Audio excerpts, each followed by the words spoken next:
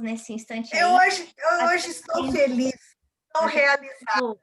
Vamos agradecendo assim ao Mestre Jesus pela oportunidade de estarmos aqui mais uma vez, nesse encontro, aprendendo um pouquinho mais com Kardec sobre essas leis que nos ajudam a viver melhor, encontrar paz no meio da tormenta, das dificuldades. Mestre amado Jesus, visite os nossos lares, cuide das nossas famílias, das nossas preocupações. Protege esse planeta, Senhor, que passa por tanta dor, por tantos desencontros, justamente porque nós não estamos sabendo viver esses ensinamentos de amor e respeito ao próximo. E assim nós vamos dando por iniciado o nosso estudo dessa noite. Lúcia, você queria falar alguma coisa? Você está em mute. A gente não te escuta, dona Lúcia.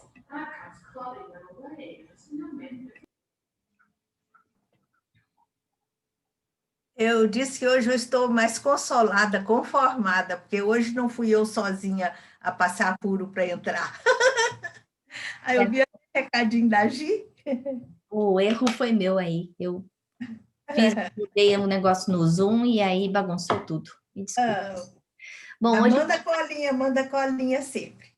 Hoje a gente vai estar falando sobre a lei da conservação, continuando aí a nossa conversa da semana passada sobre a lei de destruição, né?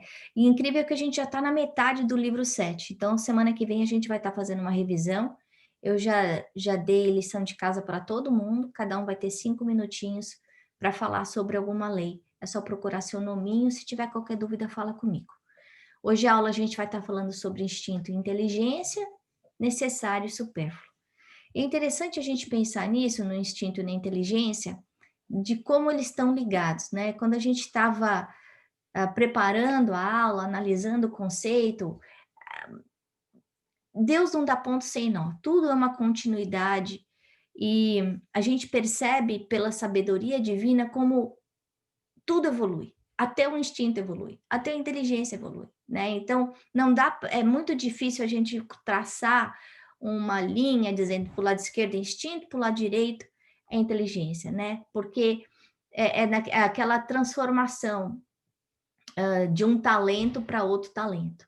Mas a função do instinto na nossa vida é tão fundamental, porque senão a gente ia fazer muita bobagem. Então, olha só, eu coloquei algumas coisas para a gente refletir. A primeira coisa que eu queria era vocês me falarem, aí agora pode tirar todo mundo do mute, qual é a diferença entre instinto e inteligência? Rapidinho.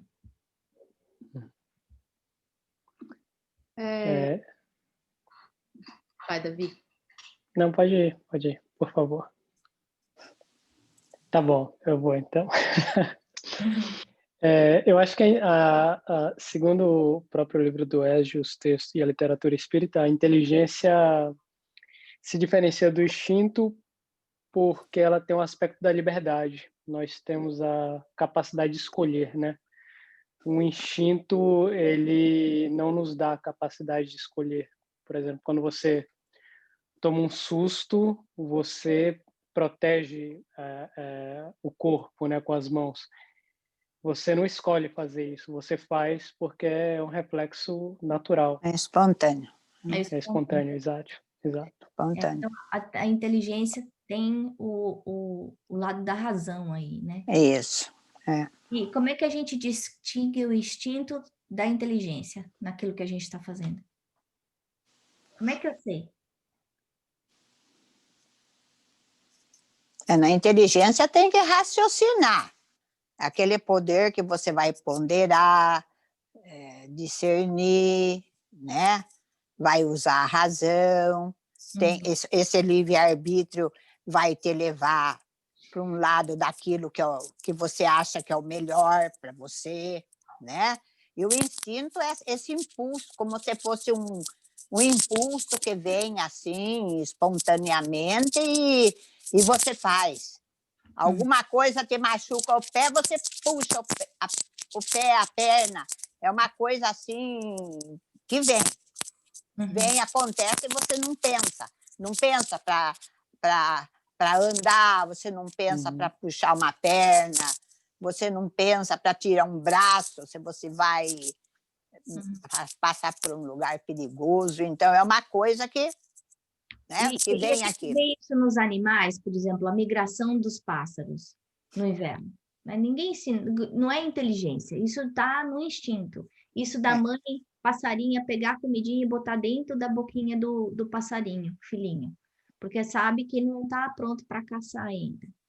Ou o instinto protetor da mama bear, que até vira piada, né? Então, da galinha, de colocar os pintinhos embaixo para esquentar, ou ficar chocando o ovo, porque sabe que precisa, ou do jacaré que vai lá e enterra o ovo. Não existe uma inteligência desenvolvida.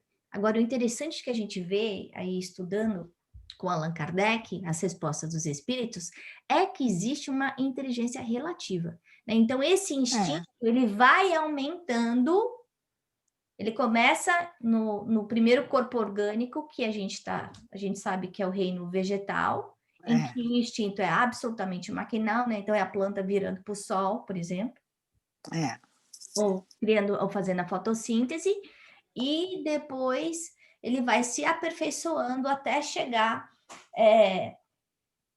na inteligência. Outra coisa, o instinto independe da inteligência? Independe. Para a gente entender melhor... Pode falar, agora pode falar. Pois é, para a gente entender melhor, são talentos distintos. É como ver, ouvir, falar. Então, instinto é uma coisa, inteligência é outra. O instinto começa a ser trabalhado, como você falou, na plantinha que vai para o sol, no bichinho que dá comida para o filhotinho, etc. Agora, quando acontece aquela, como é que eu vou dizer? Transformação, não. Aquela enxertia espiritual, que é o que André Luiz fala. Do animal para o hominal, aí o homem, o ser inteligente que passa a existir a partir daquele instante, que até então não era ser inteligente, era princípio inteligente, ele recebe novos talentos. E aí predomina a inteligência, a lógica, o raciocínio, o instinto continua sendo como uma programação automática de um computador. Funciona sem pensar. Mas o ser inteligente usa um novo talento com livre-arbítrio. E é ótimo você ter falado isso, porque aí vai para a quarta perguntinha para a gente refletir. Se o instinto é sempre bom e se ele está sempre certo. Porque se os bichinhos não sabem raciocinar, se as plantinhas não sabem raciocinar, o que vocês acham? Que Deus ia dar a máquina quebrada? Não ia. Então, o instinto da gente está sempre certo. Aquela coisa que a gente pensa assim... A gente pode seguir. Agora, quando que o uso do instinto é ruim? Se ele está sempre certo, por que eu não posso seguir meu instinto? Aí tem a parte da lei da sociedade, né? Eu vejo como até que não passe o limite do outro, né? Muitas vezes o nosso instinto nos leva a passar, a desrespeitar o outro, a lei de sociedade. Eu vejo os instintos, eles, quando a gente é vegetal, né, até mesmo animal, eles são para aquelas circunstâncias onde a gente vivia, né? Quando a gente é inserido, acho que num mundo mais de sociedade, onde, né, tem as regras, tem o outro. Acho que é um ótimo ponto esse, porque o instinto ele é muito centrado no eu. né? E é por isso que esse capítulo, ele está juntando muito o instinto e chama instinto de conservação, como lei de conservação. É exatamente o que a Letícia falou. Mas a hora que eu viro um ser humano com essa enxertia espiritual que a Lúcia falou, eu não posso pensar só em mim, porque eu não vivo mais sozinho, né? Então eu não posso ter vontade de matar alguém e ir lá e matar. Eu preciso controlar esse meu instinto. O instinto fica ruim quando ele é exacerbado, ele vira ele não está sendo controlado. Eu ia falar virar uma paixão, mas não é isso. Porque existem muitas paixões boas. Por exemplo, a paixão do Divaldo pela doutrina, por exemplo. Ou a paixão de Madre Teresa de Calcutá pelos pobres da Índia. Maravilha. A paixão que Gandhi teve para conseguir libertar a Índia. Então, mas quando eu uso esse instinto, toda aquela força, numa intensidade, mas sem limite, sem controle, aí eu acabo errando. E aí eu volto a agir como animal, que é o que a gente vê muitas vezes, né? Então eu levo um chute, eu dou o chute de volta. Alguém mata meu filho, eu vou lá e mato de volta. E a inteligência é que vai controlar essa parte instintiva, né? Por quê? Por quê? E essa vai para a última pergunta, dona Odete. Por que que é a inteligência que vai fazer isso? Então, a inteligência, ela vai controlar o instinto. Por quê? Porque a inteligência, ela vai nos levar a esse livre-arbítrio, a escolher as coisas, né? Nós vamos ter esse poder da escolha. Acho que tem a ver com a evolução, né? Porque a senhora tá falando de uma coisa em que o animal não tem, que é o aspecto moral. O instinto está ligado à matéria. Então, o instinto foi colocado para dar para a gente esse senso, essa importância de conservar o nosso corpo. A gente não vê nenhum cachorrinho tentando se matar. Mesmo quando o esquilo atravessa a rua, ele não está querendo se suicidar. É só porque ele não tem juízo. Ele quer chegar do outro lado, ele não consegue medir as consequências. Mas aí, de repente, vem um ser humano e pensa, não aguento mais, está muito difícil, pum. Não! Se não tivesse o instinto de conservação dentro da gente, no primeiro problema, a gente se jogava pela janela. Então, é necessário que a gente tenha esse temor da morte, né? Como a gente vê aí na codificação de André Luiz. Mas o mais importante é a gente entender que o instinto ele está ligado à matéria e a inteligência está mais ligada à moral. Por isso é que quando a gente aumenta o grau de inteligência, a gente chega mais perto, vai subir da moral. A da moral. Primeiro a gente desenvolve a inteligência. Faz sentido? Alguém quer fazer algum comentário? Lúcia, quer comentar alguma coisa que eu faltou? Eu fiquei refletindo, Ana, só um pouquinho. Eu acho que eu acho que tem tudo a ver nessa questão da a inteligência nos leva aí a evoluir, né, a nos aperfeiçoar, a aprender o significado de viver em sociedade e da moral. Mas ao mesmo tempo, assim, a gente vive num momento onde a gente perde um pouco desses instintos, né, que de alguma forma às vezes são bons. Me veio essa dicotomia um pouco, assim, que a gente está, às vezes, por causa desse intelectualismo acerbado, do materialismo, a gente, muitas vezes, eu sinto que a gente vive numa sociedade que, sabe, o gut feeling, a gente perde um pouco esse, e às vezes não considera esse gut feeling. Assim, é só mais uma reflexão minha. Mas aí acho que aí você está juntando com uma outra coisa, que a gente está falando aí da reforma íntima. Porque quando o meu instinto, ele está ligado, o instinto que é um aspecto, é um talento material, não é um talento moral, é um material. Ele recebe o fertilizante do egoísmo e do orgulho, aí eu perco a mão. Que é exatamente o que eu estava falando, quando o instinto passa a ser ruim. Porque a hora que... Aí, para mim... Nunca alguma coisa é o suficiente. O meu interesse é mais importante do que o resto da humanidade, né? E aí eu deixo de escutar essa minha voz da consciência, essa lei divina, que é qual? A lei de amor, justiça e caridade, que eu tenho que respeitar o meu próximo, que é voltando aí no que você tinha falado, né? Do meu direito acaba onde começa o do outro. Tá bom? Então, isso aí era só para aquecer o motor aqui. A gente agora vai seguir um pouco aí do que o livro falou. Eu estava pensando, esse capítulo, muita coisa dos livros aí da codificação, né?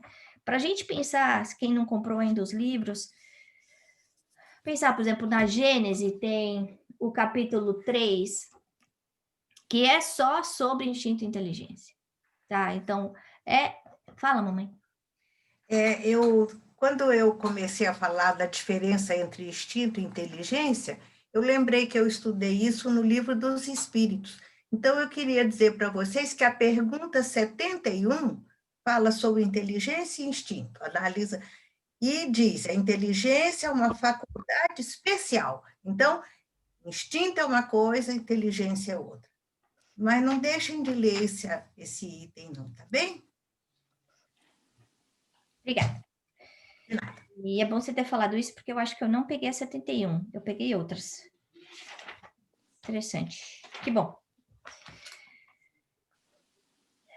Isso também está na parte 1, capítulo 4 do Livro dos Espíritos. Bom, aí voltando para Gênese, né? Ele fala que o instinto é a força oculta que solicita aos seres orgânicos atos espontâneos e involuntários.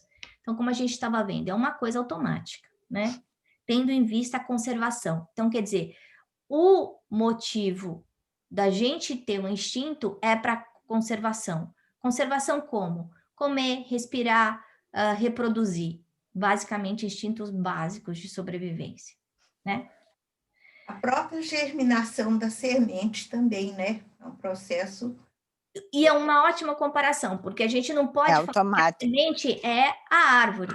É uma boa comparação do que a gente está falando aí do instinto com a inteligência, né? Uhum. A gente entender que uma coisa acaba dando a outra sem que uma seja a outra. São coisas diferentes. Aí ele fala assim, no homem, só o começo da vida o instinto domina com exclusividade. Então, a gente vê o bebezinho, tá com fome, ele chora, né? Tá com cólica, ele chora. É o jeito que ele tem de comunicar. No próprio adulto, certos atos são instintivos, tais como os movimentos espontâneos, para evitar um risco. E eu estou lendo só picadinhas, né? Do que está aqui no Gênese, para complementar o que a gente já estava falando. No Livro dos Espíritos, na pergunta 702, ele volta a falar exatamente disso, da preservação e perpetuação da espécie. E quando a gente acaba usando o instinto, não como um instinto de conservação, mas por outra razão, a gente pode estar indo para o caminho errado. Ele fala aqui que o instinto é puramente maquinal para uns e raciocinado para outros. O que ele quer dizer isso? Essa é a pergunta 702. Que, no caso dos vegetais, é o maquinal. Então, a florzinha que vira para receber mais a luz. No caso do homem, esse instinto já evoluiu. E ele recebe aí um ajuste do raciocínio, né? Então, eu tenho medo, eu tenho a impressão de que eu preciso fugir, eu vou para algum outro lugar sem ser para cima da pessoa. Ou eu estou com fome e eu quero comer, eu posso escolher a comida que eu quero, diferente do cachorro. O cachorro vai pensar, eu estou com fome, eu estou com sede. Tanto é que a gente põe lá os dois containers e eles conseguem escolher, eles sabem a diferença de uma coisa para outra, né? No Livro dos Espíritos, na 703, e ele pergunta Allan Kardec para os espíritos, por quê? Né? Para que ter esse instinto de conservação? A gente está aqui na Terra é para progredir. Se todo mundo não valorizasse essa oportunidade, o trabalho de Deus seria em vão. Então, todos nós temos essa sensação de querer preservar a vida. E aí, muitas vezes, vem esse medo da morte. E esse medo da morte só vai ser controlado quando o quê? Quando a gente melhorar moralmente e entender que existe a vida futura. Por isso que o medo da morte normalmente é maior para quem não acredita em nada. Então, não sabe o que esperar. O conhecimento dá para a gente fé, dá esperança, sabendo que não vai acabar tudo, né? Ele fala aqui, tendo... isso aí.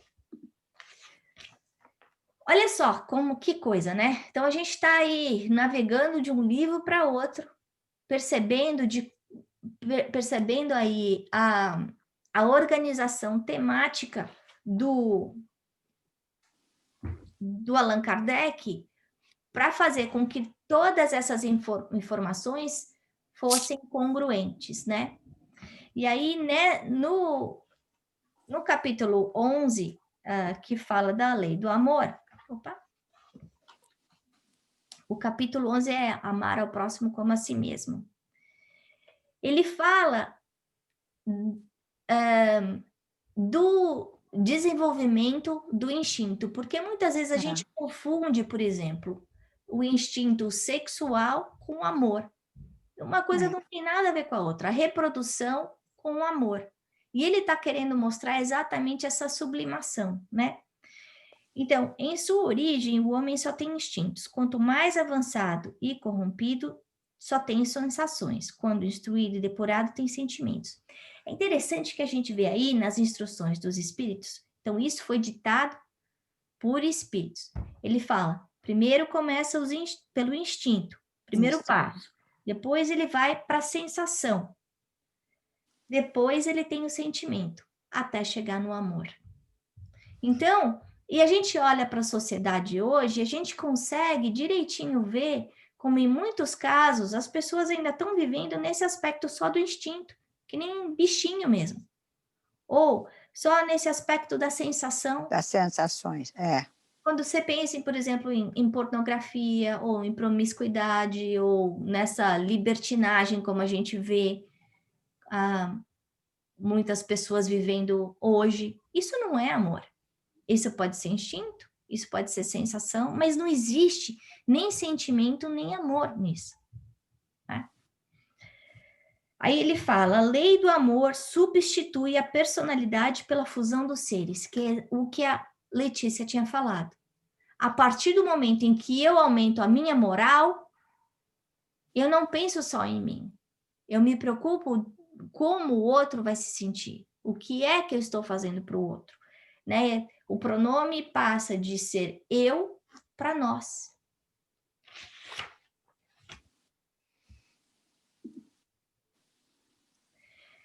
Indo para o céu e inferno, a gente tem no capítulo 2, 2 itens aí interessantes também. Um que fala, o item 2 fala que o medo da morte já faz parte da sabedoria de Deus. Pelo fato que eu já expliquei para vocês. Aí ele volta e continua. E nos povos primitivos, o futuro é uma vaga intuição, mais tarde tornada simples esperança e finalmente uma certeza apenas atenuada por secreto apego à vida corporal. Então a gente vê aí que à medida que a gente estiver desenvolvendo, crescendo moralmente, progredindo, vai para mundos felizes em que ainda precisa de uma encarnação, né? Ainda precisa da experiência na Terra, mas não existe sofrimento, a gente já vai ter uma noção, um conhecimento muito maior da realidade e menos medo da morte, porque aí a gente vai conseguir entender que a vida após a morte continua, né? Que a verdadeira vida é depois da morte. Para quem eu sei se vocês se lembram daquele material que eu mandei para vocês sobre Júpiter, sobre Vênus, que falam que as crianças já nascem muito mais avançadas, né, do que as nossas, que a capacidade a intelectual, de comunicação, de tudo, entre os mundos, a longevidade, tudo isso muda, né, em relação ao que a gente está acostumado. E a matéria, quando eu falo isso da corporificação, da encarnação, ela também muda, né, não é esse corpo pesado, né, horroroso que a gente tem, é um corpo muito mais sublimado, diferente só do corpo perispiritual, mas mais denso do que o perispiritual, mas menos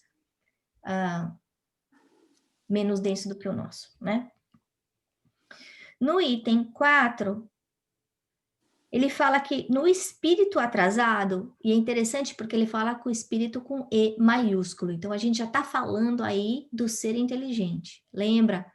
E na evolução da mônada, a gente recebe aí o princípio espiritual com E maiúsculo, e que aí ele vira um ser inteligente no reino nominal, e aí que é quando a gente usa o E maiúsculo. E ele fala, então, para o espírito, que está super atrasado, a vida material prevalece sobre a espiritual. Então, hello, somos nós, né? Isso é mesmo. Apegando-se às aparências, o homem não distingue a vida além do corpo, embora na alma a vida real. Então, tudo que pode tirar a vida, a pessoa se desespera, que é o momento que a gente está vivendo agora. Então, voltando aí para o Covid, né? Que parece mesmo que fosse aquela campainha mesmo, o sino tocando, falando, ó, pessoal, tá na hora de acordar, né? Tem que procurar saber, entender, buscar algum tipo de conhecimento de vida espiritual. E a gente não está falando de espiritismo, mas provavelmente se o Covid não tivesse aqui no meio da gente, nem todo mundo poderia estar fazendo esse curso como a gente está fazendo, porque estaria aí ocupado com outras coisas. Porque a campainha não ia ter tocado. Então, ia estar vivendo a vida do mesmo jeito que estava vivendo antes, né? Se ao contrário, concentrarmos o pensamento não no corpo, mas na alma, fonte da vida, ser real a tudo e sobrevivente, lastimaremos menos a perda do corpo, ante as fontes de miséria e dores. Então, e eu acho que a gente que está aqui não quer dizer que quando alguém que a gente ama parte, que a gente não vai sofrer, não vai sentir saudade. Não quer dizer que a gente não tenha medo do que vai acontecer do outro lado, porque a gente sabe que a gente vai encontrar conosco mesmos, né? É o verdadeiro encontro do espelho, sem maquiagem nenhuma, né? Mas o que a gente percebe é que quanto mais a gente conhece, mais preparado a gente fica. E aí é que vem o consolo da doutrina espírita para a gente, né? Quando tira esse peso todo de final de túnel sem luz nenhuma.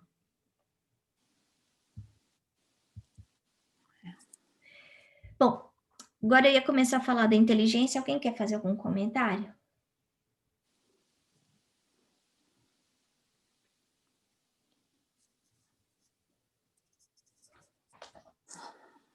Não? Tá bom.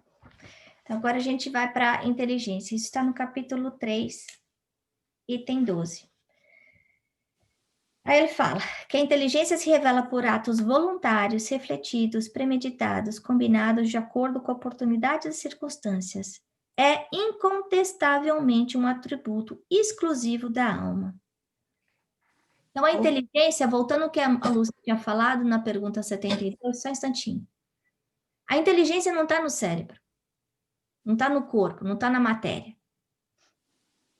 Ela é um atributo do espírito. Agora, quando é que a gente recebe? É exatamente como o André Luiz explica, nesse momento de enxertia espiritual que a gente não sabe como é direito, mas que a gente sabe que não acontece aqui na Terra. Fala, Lúcia. Essa sua colocação confirmou direitinho a diferença entre instinto e inteligência, porque tudo isso que está falando que a inteligência tem, que a inteligência o instinto não tem, o instinto é só automático, né? E ele continua. Claro, não é refletido. Fantástico. Eu não me lembrava desse pedaço de Gênesis, não. Todo ato maquinal é instintivo, que é o que aí a gente, agora ele vai e volta, né? O ato que denota reflexão, combinação, deliberação é inteligente. Um é livre e o outro não é. O ato, ao ato instintivo falta o caráter do ato inteligente. Entretanto, uma causa inteligente essencialmente apta a prever.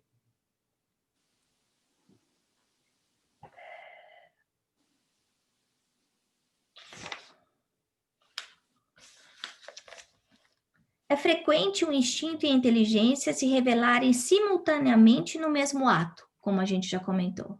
Então, pode ser combinado. E é por isso que eu estava comentando que é muito difícil da gente setar a linha falando para a esquerda e instinto, para o lado direito a inteligência, né? No caminhar, por exemplo, o movimento das pernas é instintivo. O homem põe maquinalmente o pé na frente do outro, sem nisso pensar. Há cálculo. A impulsão involuntária do movimento é o ato instintivo. A calculada direção do movimento é o ato inteligente, que é o que eu estava comentando. Então, vem aquela sensação, eu vou ser assaltada, eu preciso correr. Aí a inteligência vai falar o quê? O barulho está vindo da esquerda, corre para a direita.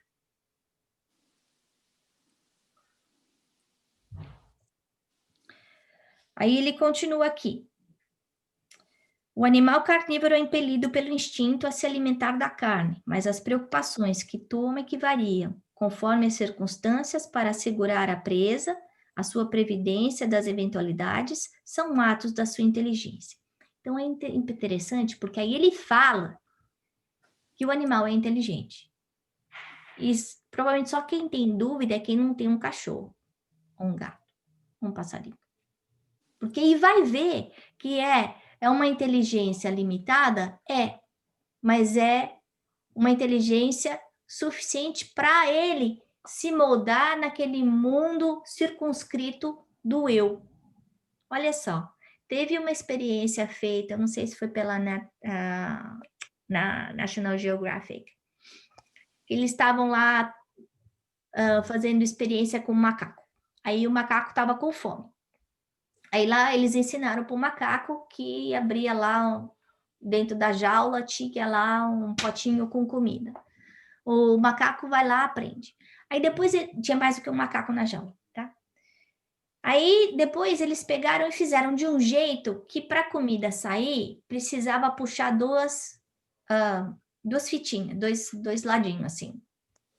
Então um macaco só não conseguia fazer, precisava de ajuda de um outro macaco. Eles conseguiram fazer isso. Os dois macacos comeram. Cada um num pote, tinha 2 potes. Aí o cientista fez uma outra experiência. Botou lá as 2 fitinhas, mas em vez de colocar comida nos 2 potes, colocou comida só num pote. Só no pote do macaco forte, do alfa. Ele recebeu a ajuda do amigo macaco, puxou a comida, só o forte comeu. O que aconteceu depois? Na próxima vez em que precisou da comida, o outro macaco não ajudou mais. Então, a gente vê aí esse egocentrismo, que é uma coisa que eu acho que a gente vive demais hoje também, né? Se é bom para mim, eu faço. Se não é bom para mim, eu não faço. Né? What's in for me? Que isso é muito uma forma de raciocínio muito mais atrasada, né? Porque o que Jesus ensinou para a gente foi fazer para o outro aquilo que a gente gostaria que fizesse para a gente. Sim. E que ele ainda falou mais, que tinha mais mérito se você pudesse fazer sem a sua mão direita saber o que fazer a esquerda e sem que a outra pessoa pudesse retribuir.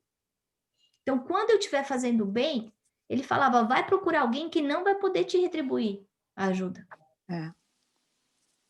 Talvez que nem sabe o seu nome. Por quê? Porque aí, o benefício desse bem que você está criando, você não vai receber na terra, você vai receber no céu. Isso é bom por quê?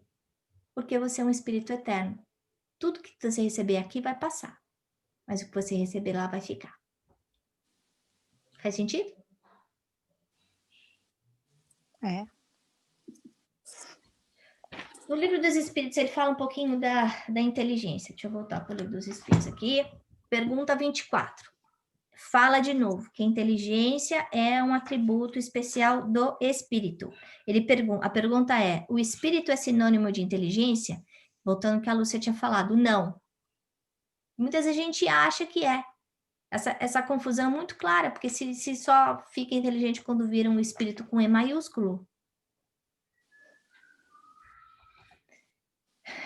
Aí na pergunta 604A.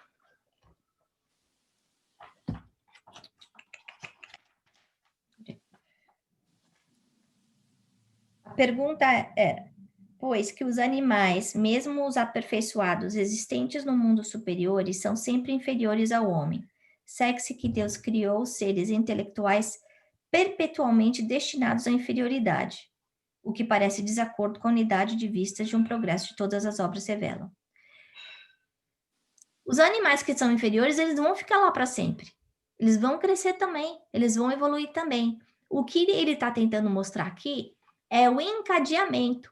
Deus fez um ecossistema.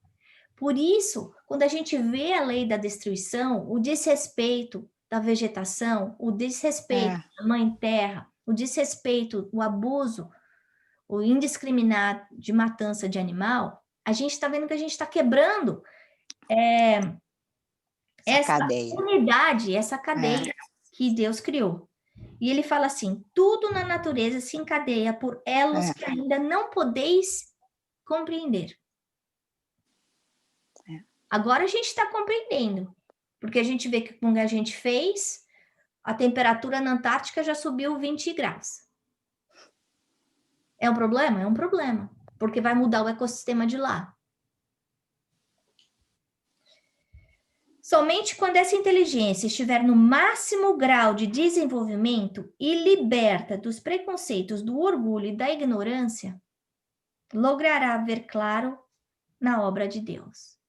Então, enquanto a gente trouxer aí o orgulho e o egoísmo na gente, é como se a gente tivesse um cisco no olho, um pauzinho. Não dá para enxergar direito. Então, olha só, você estava falando, Letícia, né? Mas com tanta inteligência, como é que a gente pode esquecer, né, dessa nossa ligação com o Criador, com essa sensação, com isso, essa lei de conservação, né? Como é que eu posso ter inteligência e beber até cair, ou usar uma droga que vai me debilitar e vai causar um vício danado? Isso parece que vai contra a lei da conservação. E vai, porque eu estou desprezando a vida, né? Mas isso é por quê? Justamente porque existe o mau uso do meu livre-arbítrio. É eu pensando só em mim, porque a pessoa que está usando droga, ela não está pensando no pai, na mãe, na esposa, no marido, nos filhos. Não. Só está pensando no bem dela. Ela está pensando no momento só. Ela não está pensando nem no depois. É só naquele momento. Aí ele continua aqui. Blá, blá, blá, blá. Gente, é muito comprido, tá? Então, o que eu fiz foi que eu peguei o meu livrinho e eu comecei a resumir e só sublinhar o que eu achava que era importante na hora do estudo. Mas a minha sugestão é que vocês usem isso aqui para aprender, tá? E uma das razões até que para algumas pessoas aí na listinha que eu fiz da lição para a aula de revisão da semana que vem, eu quero que vocês entendam essa ligação que existe entre as leis, que até esse encadeamento das leis é importante, que não existe lei de liberdade longe da lei de sociedade, que não existe lei de conservação sem a lei de destruição, que o livre-arbítrio está aí diretamente ligado à nossa lei do progresso, né? Então, a gente perceber aí de como está tudo ligado, é liga-ponto aqui, né?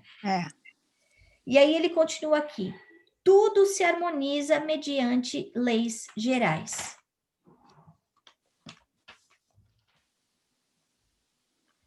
Aí na pergunta 604A, ele pergunta assim: a inteligência é então uma propriedade comum, um ponto de contato entre a alma dos animais e a do homem? Fala, é sim. Porque não tem inteligência no vegetal. Só existe inteligência no reino animal e no hominal. Mas existe no animal uma inteligência rudimentar. Não tem um pensamento contínuo como no nosso e não existe esse lado da moralidade. O bichinho só está pensando nele, ele nunca pensa na sociedade. Então, é a resposta. Sim, porém, os animais só possuem inteligência da vida material, que é o que a gente estava falando. O bichinho não tem noção, não tem consciência dele como espírito eterno. No homem, a inteligência proporciona a vida moral.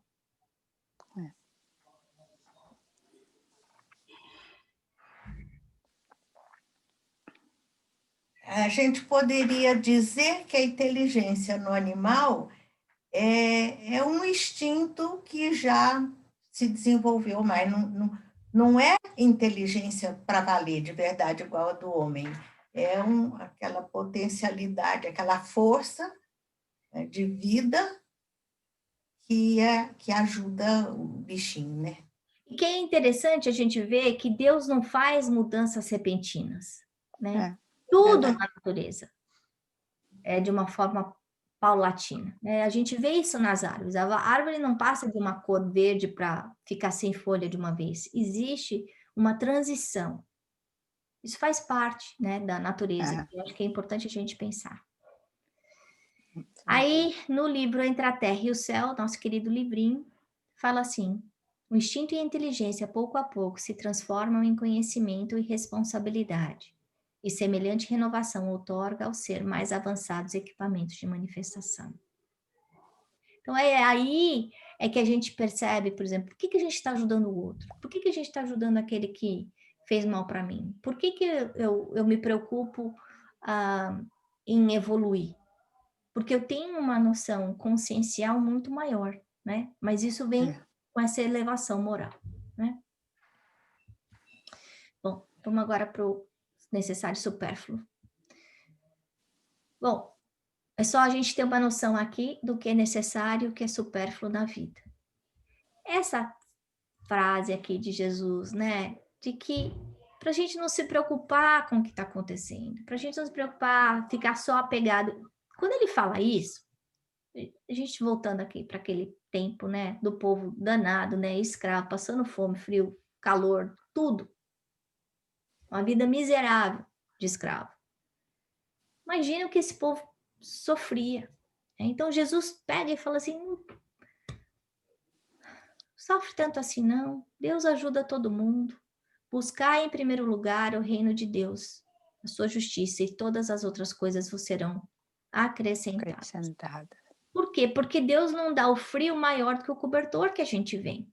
É essa a mensagem que Jesus está passando para a gente. Não quer dizer que é para eu cruzar os braços e falar assim, então, Deus está falando que vai me alimentar, então eu vou ficar aqui sentadinha. Não é isso que Jesus estava falando. O que ele está falando é para a gente não ficar preocupado. Para a gente não ficar vivendo o futuro demais, para a gente se preocupar com o hoje, com o agora, para a gente fazer o melhor. Lei do trabalho. Ninguém está falando de ficar aí na preguiça, inércia, morto-vivo. Não é isso que ele está falando. O que ele só está querendo dizer é que essa preocupação não vai ajudar a gente. E a gente conhece essa preocupação com um nome super famoso esses dias, que é ansiedade. E por que ele falava disso há 2000 anos atrás? Será que o povo ali tinha ansiedade? Com certeza tinha ansiedade, né? E a gente sabe que a ansiedade vai causar outros tipos de dano mentais e físicos na gente, né? Então era Jesus falando, olha, confia, entrega, para que a gente encontre a paz, o equilíbrio dentro de nós, né? No Livro dos Espíritos, ele fala um pouco de recursos, e é interessante, porque na pergunta 704, a gente vê que a Terra tem tudo que a gente precisa. E, inclusive, eu acho que aqui no Livro dos Espíritos que ele chama, excelente mãe, na pergunta 705. Então ele chama a terra de mãe mesmo, a mãe que provê tudo. O que ele fala é que toda vez que a gente quer ter mais do que o necessário, a gente acaba tirando alguma coisa do outro. Nesse momento, né, alguns de vocês sabem que eu tô ajudando a non-profit que ajuda as crianças refugiadas, né?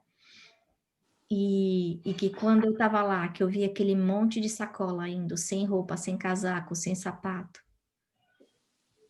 me deu um negócio. Pensando, e essas crianças não são aquelas que têm 2 roupas, elas já foram selecionadas, essas são as crianças que só têm uma roupa, aquela que elas estão vestindo. Então não tem troca. Então, a hora que a gente pensa que toda vez que eu tenho demais, então o meu armário estando lotado, significa que existem crianças que estão desamparadas. A minha pantry estando com comida prestes a estragar, significa que tem gente na rua ou em asilos que podia estar sendo alimentado, né? Então, toda vez que eu estou querendo demais para mim, eu estou criando um desequilíbrio e eu vou ser responsável na hora que eu chegar no plano espiritual. Aí falando temor de morte, né? Eu fico pensando às vezes se eu faço bem, isso é por medo mesmo de chegar lá do outro lado. Assim, meu Deus do céu. Mas a gente tem que ter essa consciência. Então, semana de Thanksgiving, ser agradecido, a gente agradece dando. É dando amor, é dando carinho, é dando palavras de consolo, é dando. Né? Então, para a gente refletir nisso, o que é que a gente pode dar de nós, do que a gente tem e do que a gente é. No Evangelho, capítulo 25, e tem outro, aí fala, né? Parece uma premonição aí. A terra produzirá o suficiente para alimentar a todos os seus habitantes, quando os homens souberem administrar segundo as leis de justiça, caridade e amor. Hoje a terra tem o suficiente para alimentar. Tem mais comida do que gente, mas tem mais gente passando fome do que a gente consegue imaginar. Mas isso não é porque a terra não produza, é porque o homem, pela sua ambição, pelo seu egoísmo, acaba não dividindo. E ele fala que todo mundo vai ter o necessário. E aí Jesus diz: não acumuleis os tesouros na terra, porque são perecíveis. Acumulai-os do céu, que são eternos.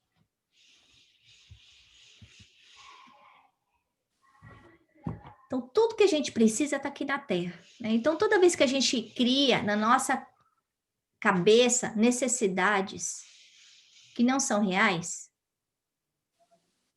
a gente sofre. Aí eu sofro porque eu não tenho aquela bolsa, porque eu não viajei para aquele lugar, porque a minha casa é assim ou é assado.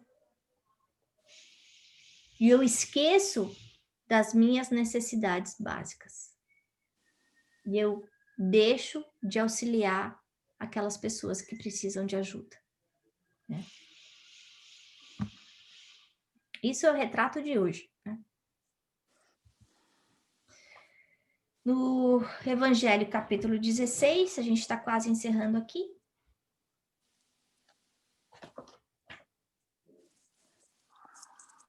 E tem 12.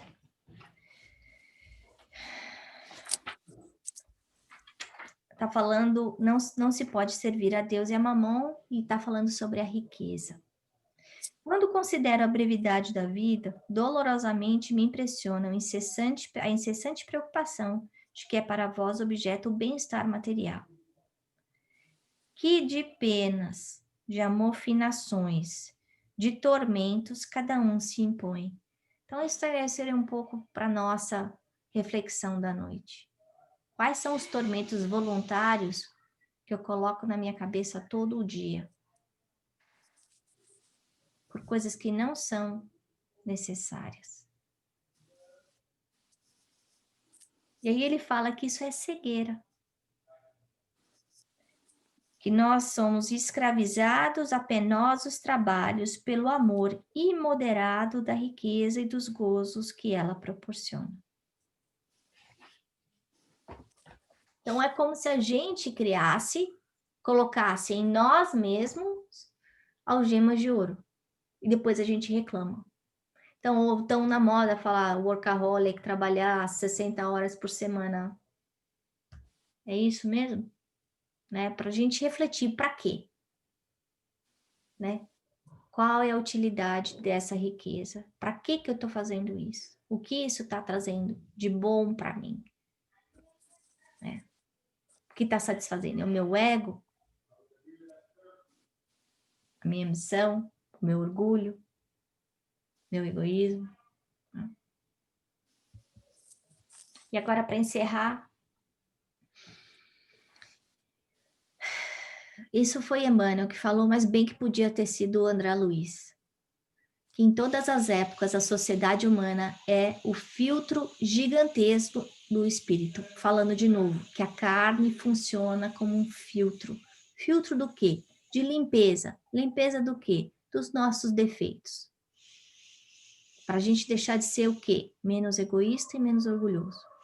Em que as almas, nos fios da experiência, na abastança ou na miséria, na direção ou na subalternidade, colhem os frutos da plantação que lhes é própria, retardando o passo na planície vulgar ou acelerando-o para os cismos da vida em obediência aos ditames da evolução. Então, a gente está aqui é para aprender, pessoal. Aprender o quê? Amar o próximo. Valorizar a vida, né? Pensando na lei da conservação. Mas, acima de tudo, viver em fraternidade, né? Bom, isso que eu tinha para falar para vocês hoje. Alguém quer comentar alguma coisa, alguma pergunta? É bastante conteúdo. Mano, acho que uma coisa que me marcou nesse estudo, desse capítulo, do roteiro 4 principalmente, é a questão da dualidade do ser humano e o quanto a gente viu nos últimos slides de hoje, quanto a gente se dedica pouco ao estudo da religião, né? O estudo da vida eterna, que é o que efetivamente nos traz aqui, né? Como sociedade, como ser humano, como humanidade.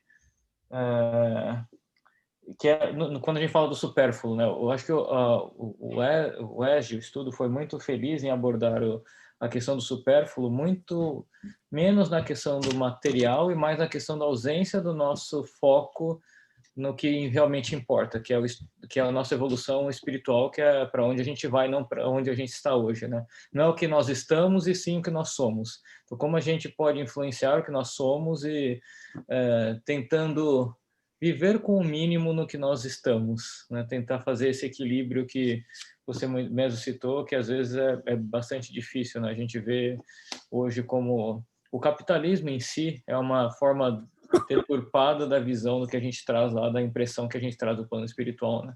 A gente tenta refletir ou fazer uma mímica da sociedade que a gente viveu um dia no nosso mundo espiritual e aqui todo influenciada por talvez essa involução moral que nós temos aqui como planeta.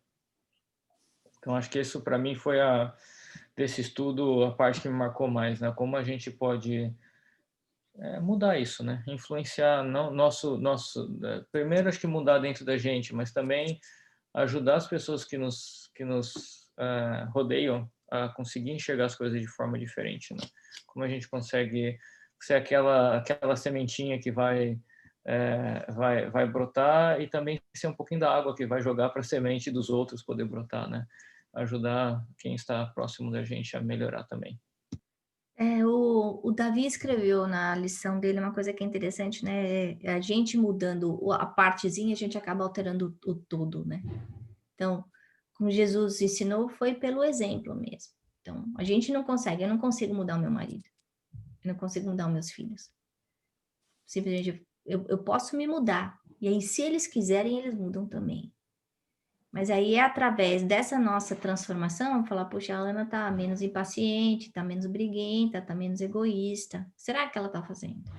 Por que ela tá diferente? O que ela fez que ela não tá mais mordendo o calcanhar da gente todo dia? né? E aí, com isso, ele vai falar, deve ter alguma outra coisa aí que talvez valha a pena, porque ela está saindo melhor disso, ela volta mais calminha, né? Então, é para a gente pensar nisso, de como é que a gente amplia esses nossos horizontes e a gente se transformando, a gente acaba transformando as pessoas que estão perto da gente, né? Porque o poder do exemplo é muito grande. Eu vejo isso com os meus filhos, né? Quando um vem e grita, eu falo, mas por que você está gritando? Eu não grito com você. E esse poder moral do eu não grito com você é muito bom. Porque como é que eu ia falar para ele não grita se eu grito? Eu morro de vontade de gritar, don't get me wrong. É a Aline que sabe. Mas aí é o stop, né? Então, eu não falo palavrão, você não fala. Pelo menos na minha frente, nessa casa, não fala. E eu gostei da palestra também que você indicou para a gente assistir. E uma das coisas que me marcou, né, quando ele fala do hashtag menos é mais. Acho que isso de uma maneira geral, a gente precisa mais hoje em dia, né? Quanto a E o gente, Covid está ensinando isso, né? é, quanto a gente tem aprendendo com isso, mas, de novo, né, como é que a gente consegue influenciar? A gente estava falando hoje no estudo do Evangelho, né, sobre como a gente, pelo exemplo, como você mesmo disse, mas como a gente consegue passar isso para os nossos filhos, né? Como consegue sair desse ciclo vicioso da sociedade consumista que nós estamos. A lista do Papai Noel, né? Nem sabe o que quer. Mãe, o que eu peço para o Papai Noel? Tem Tem tudo, tudo, né? tem tudo, não sabe nem o que pedir, né? Mas já está preocupado, né? Então, vamos encerrar. Mais alguma coisa antes da gente encerrar? 8h34? Obrigada de terem feito as questões. Hoje eu passei um tempão corrigindo, botei as coisas no site, no YouTube. Adoro ler as coisas de vocês. Fica claro, atenção, carinho, que vocês gastam um mau tempão fazendo isso.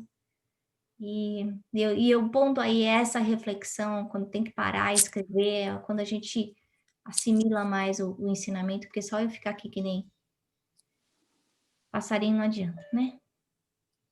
Mas obrigada. Obrigada a você. Vamos assim, Obrigada.